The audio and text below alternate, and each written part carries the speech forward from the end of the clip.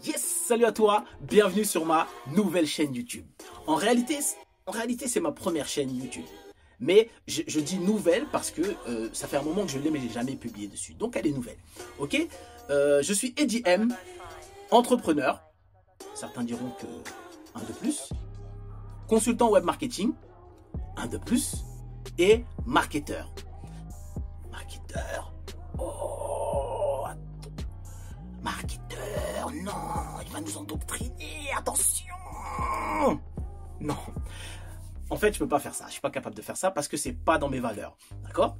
Et je coach aussi des entrepreneurs et mon message, c'est que je veux servir au plus haut niveau les personnes qui souhaitent vivre de leur propre business et les aider à réaliser leurs rêves grâce au web marketing et notamment au tunnel de vente. D'accord? Et quel que soit ton âge, et ça quel que soit ton âge. Et si tu suis cette chaîne, tu risques d'entendre assez souvent cette phrase. Il faut le vouloir pour avoir le pouvoir. Ça, c'est ma punchline.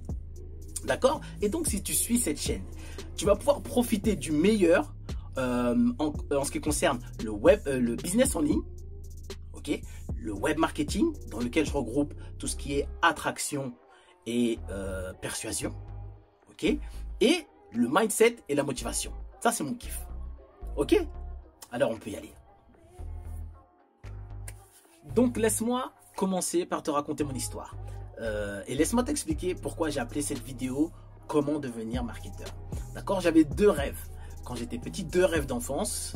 Devenir footballeur professionnel ou réussir dans la musique. Donc j'ai toujours eu ce petit truc en moi, ce petit truc au fond de moi qui l'envie de gagner de l'argent, d'accord, un peu plus qu'un salaire normal et de réussite, d'accord, parce que le foot, il y avait de l'argent quand même, mais c'était pas comme maintenant et on pensait pas que ça allait devenir comme on savait pas que ça allait devenir comme maintenant, mais quand même c'était quand même des situations un peu mieux. Donc j'avais ces deux rêves là, d'accord, j'étais pas trop scolaire. Du coup, au final, j'avais de bons résultats. J'ai toujours eu des bons résultats. Mais après le décès de ma mère, quand j'avais 14 ans, décès de notre mère, du coup, c'est parti un petit peu en cacahuète. D'accord? Donc, cette histoire m'a un peu perturbé, donc je passe. D'accord? Mais j'ai saisi rapidement l'opportunité quand mon cousin est venu nous voir. Et il nous a dit, et il m'a demandé, est-ce que tu veux venir avec moi à London? Et je faisais de la musique avec ce cousin-là. D'accord, donc évidemment j'ai sauté sur l'occasion pour fuir un petit peu les soucis. Il y avait pas mal de problèmes. J'ai sauté sur l'occasion, d'accord, et je me suis dit voilà, je vais avec lui et puis je vais en profiter pour trouver un club peut-être en Angleterre, d'accord, parce que voilà, c'est une bonne opportunité. Je me suis dit voilà, j'ai passé presque 4 ans là-bas, presque 4 ans, et je suis rentré en France au final avec rien, quoi. Je suis rentré en France après un petit peu ce qu'on peut appeler un échec, d'accord, ce qu'on peut appeler un échec, d'accord. Et quand à mon retour, j'avais un petit peu honte. Je te cache pas que j'ai pas voulu vraiment rentrer chez mon père. Parce que je suis rentré, je suis parti à 19 ans sans rien demander à personne. J'ai pris ma décision, je suis parti et puis je passe presque 4 ans à l'étranger en donnant peu de nouvelles, etc. Donc quand je rentre, j'ai pas envie de déranger mon père qui lui voilà, se débrouille avec les deux petits frères, etc.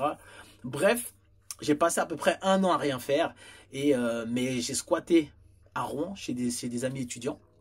D'ailleurs, c'est peut-être ça qui m'a sauvé parce que c'était des amis qui étaient étudiants et ça m'a amené à reprendre mes études. D'accord, même si j'avais pas le bac, j'ai repris quand même mes études. J'ai passé l'équivalent dans la première année et ensuite je suis allé à la fac. J'ai fait ça pour devenir éducateur. Je me suis mis dans la tête, devenir éducateur, c'est mon truc. Éducateur, voilà, c'est un peu ça représente mes valeurs, aider des gens, etc. Des gens qui viennent un petit peu du même milieu que moi et qui ont des problèmes. Je me suis dit c'est mon truc. Donc je suis parti là-dedans et donc je suis allé à la fac quelques années. J'ai commencé à travailler comme éducateur en CER, en centre éducatif renforcé, et j'ai fait 3 ans avant de rejoindre le foyer de l'enfance dans lequel j'ai passé 7 ans. D'accord? Donc voilà, donc j'étais toujours accroché au foot et à la musique. D'accord? Donc j'avais toujours ça au fond de moi, j'avais encore ce petit rêve au fond, et pendant mes 10 ans de travail, j'ai jamais arrêté d'y penser. D'accord? Il y avait mon père qui vieillissait, il y avait le temps qui passait, il y avait, j'étais pas capable.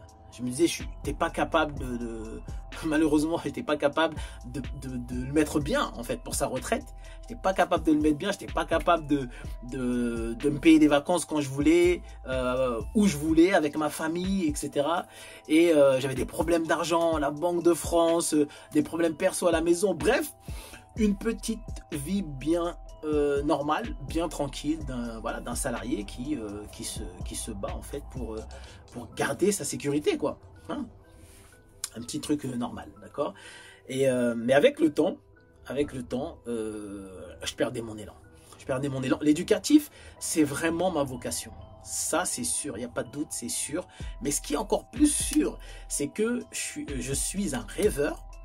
Ça, c'est bon, ça peut être positif ou négatif, mais je suis un rêveur passionné, d'accord. Et j'ai certaines valeurs qui ne collent pas avec le monde du travail tel qu'il est aujourd'hui, d'accord.